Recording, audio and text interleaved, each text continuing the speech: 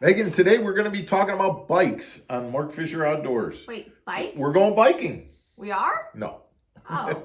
But bikes is the great analogy to use when we are talking about what we're talking. We're talking about gear ratio on fishing reels. Oh. And the thing that we want to think about is on a 10-speed bike and how the gears change. So Okay. we're going to bring that analogy in and we're going to let you know. And guys, I'm telling you right now, if you're anything like me, you probably have reels that you've owned for quite a while. And I'm telling you that some of those reels might be a little bit outdated. So you're going to want to listen to this information and then go check out the equipment that you have, because some of it might be a little bit, you might want to be making some changes. This video is going to let you know what to change to when you get around to asking for that birthday present, or you got a little gift certificate and you want to go make a new purchase of a reel at Bass Pro Shop. So stick around and we'll explain gear ratios when we come back right after this. Okay.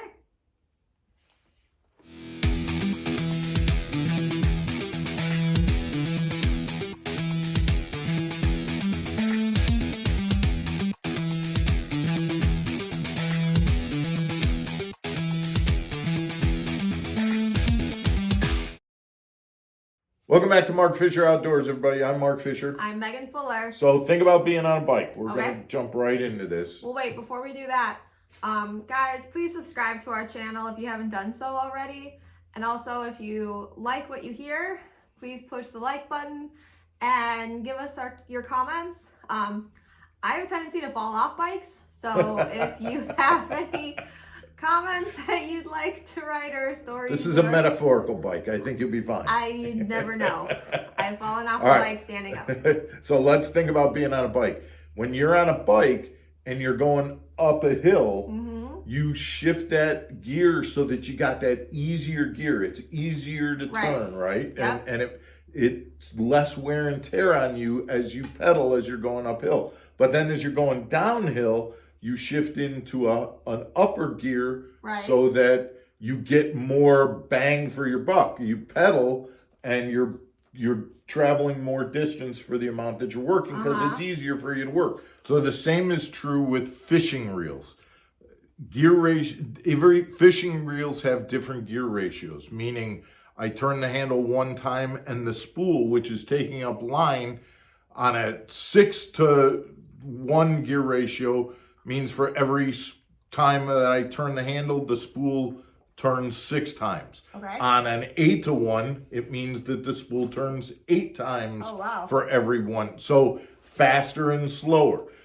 But in addition to faster, meaning I'm taking up more line, okay? Okay. Which means I'm getting the bait to me faster. That is important not only when you're fishing. Do you want the bait to move fast or do you want the bait to move slow? But it's also, once I get a fish, do I get the fish out of cover quickly with a faster gear ratio? But remember, just like the bike, it's also harder to turn. So for example, if I'm throwing a crankbait that's diving 10 feet down and I'm using a harder gear ratio, it's going to come back faster, which might not be what I want for a crankbait. I want it to stay down and move kind of slow as it's moving through there. But if I'm going to be doing that all day, I want it to be kind of just like on your bike. I want it to be in that easy mode where I'm not struggling to pedal. So let's talk about the gear ratios. And again, guys, one of the things I know for myself, being an older guy, I've had reels that I've owned for quite some time, and it used to be the gear ratios that were in the 3s, 4s, 5s. Those were the normal kind of speed gear ratios. Now, those are considered to be very, very slow and very ineffectual. Okay. Now we've got gear ratios that are definitely in the 7s, 8s, even 9s, in terms of the speed that they're getting it back.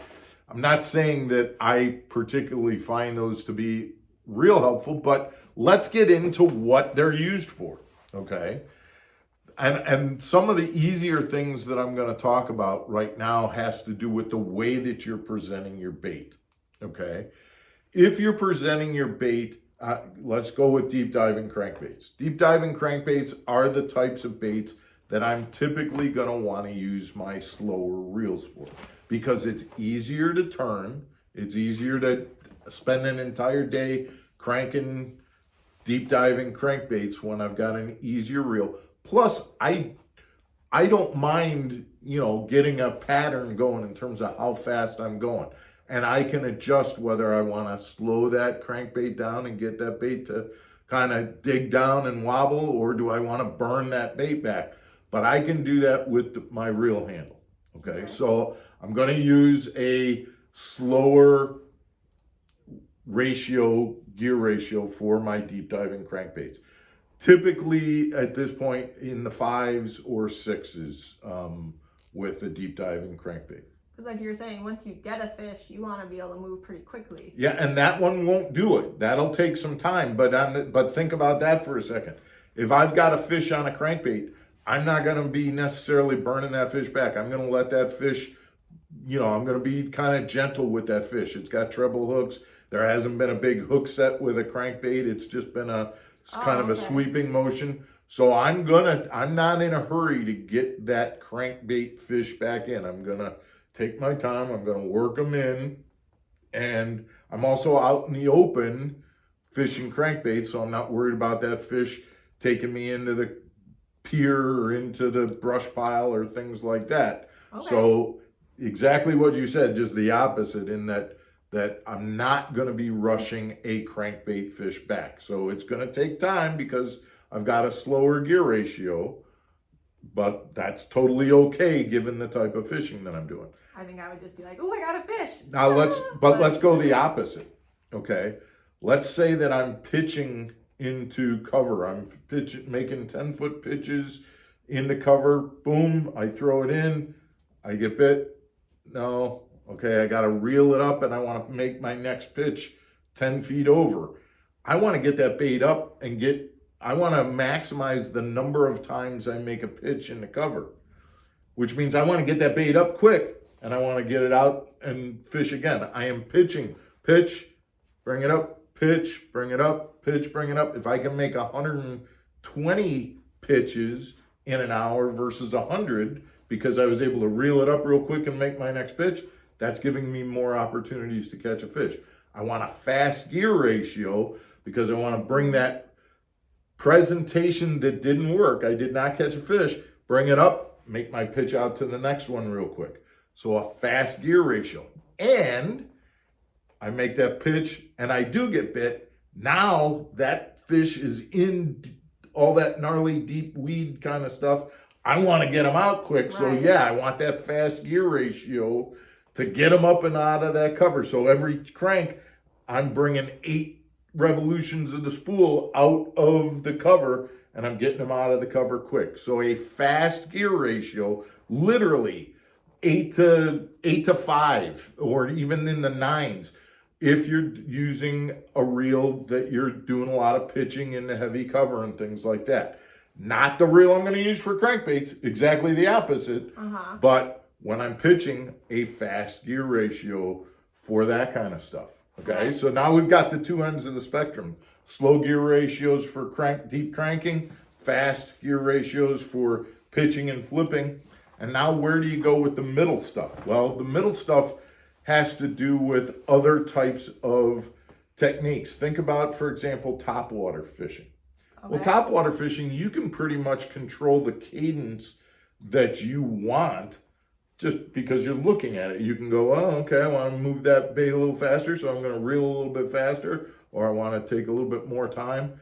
So topwater fishing would be in that middle ground. I think you can pretty much, the difference being that, like if I was using a frog, I probably would want to stay in that faster range, because if I get a blow up on that topwater frog, I want to get that fish that gets that frog. I want to get him out of that thick stuff as quick as possible. So a faster reel now, once I've set the hook and I've made contact with that fish, I want to get that fish moving back to me as quick as possible. So a faster gear ratio is the way to do it.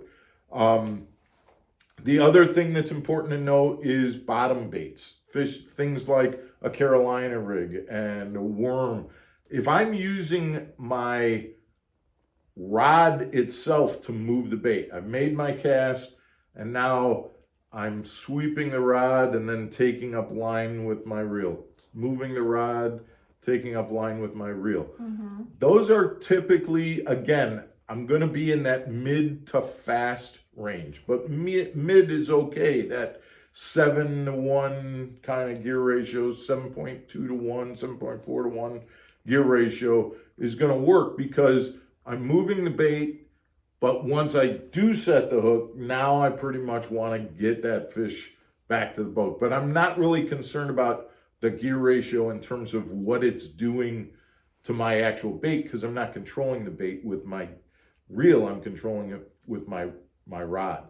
Okay. Baits like spinner baits, chatter baits, swim jigs, baits where I'm controlling what the bait looks like as it's swimming in the water with my reel. I'm probably going to be in that mid range because I don't want to have to crank a swim jig really slowly in order to keep it running straight. Like if I'm cranking at a normal speed and it's burning it through because I've got a 8-to-1 gear ratio and just normal cranking is making that bait seem like it's on fire.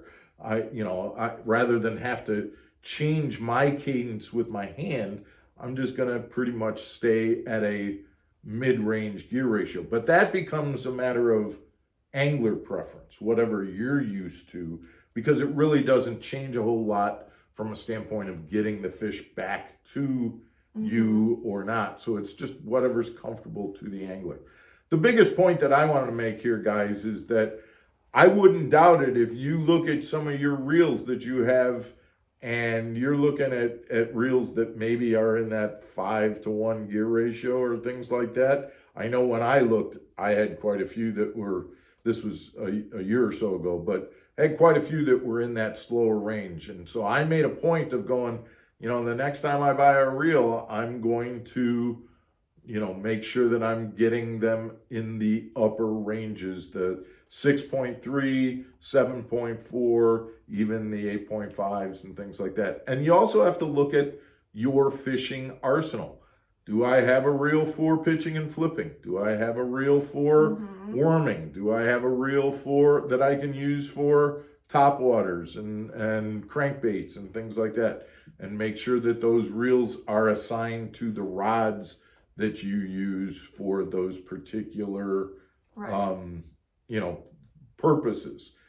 One of the things that you have to pay attention to, guys, is are you using the right gear ratio for the right type of fishing that you're doing? I know a lot of guys will take a bait off. Oh, I'm taking my spinner bait off and I'm going to put my crankbait on here. Wait a minute. You can't necessarily use the same gear ratio for one bait versus the other, and yet they do, and then they wonder why they aren't catching fish like they should be. So, guys, I hope this information was useful. Again, as always, we hope that you'll be part of the Mark Fisher Outdoors community and subscribe to the channel. We got another episode coming out tomorrow. Thanks very much. Stick around. We'll see you again tomorrow. Stay channeled.